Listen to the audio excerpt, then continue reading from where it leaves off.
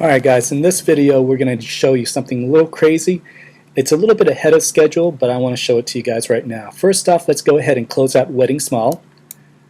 We're going to close that out. If you see this window, it asks you to save the changes you made to it.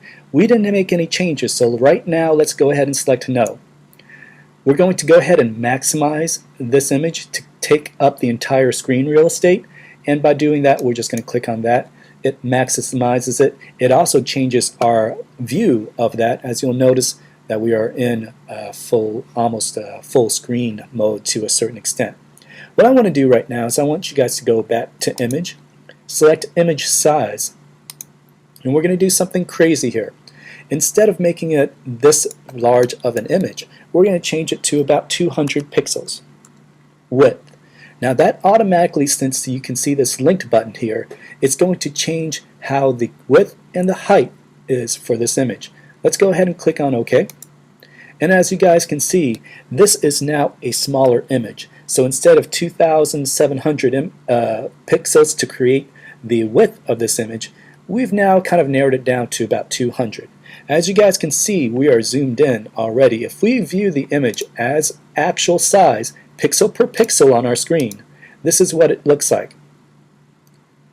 Now remember back in Publisher when you guys were creating those flyers or concert promotions, and you would use images that you found on the website? Some of those images were pretty small. What I've noticed that a lot of you guys did was you still used a small image and you stretched it out to cover an entire background of a page or stretch it out from left to right of a brochure. What ended up happening was you put in an image that was very pixelated.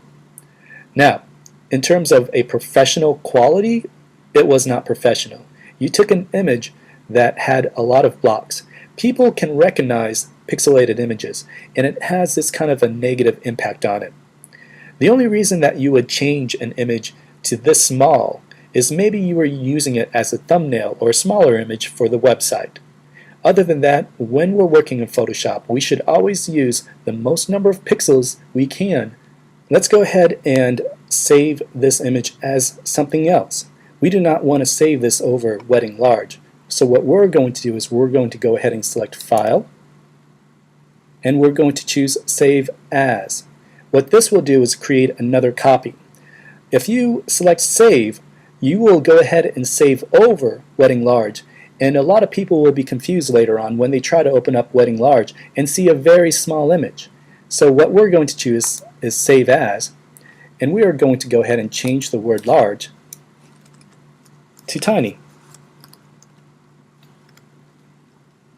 Select Save,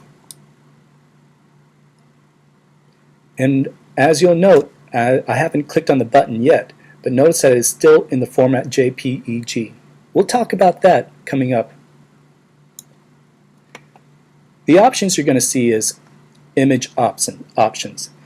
Don't worry about this right now. I'll explain it a little bit later, but let's go ahead and select OK. As you can see on the menu bar, above the menu bar in our title bar, you'll see it says Wedding Tiny. This is to indicate a lot of information about your photograph or your image that you have in front of your screen.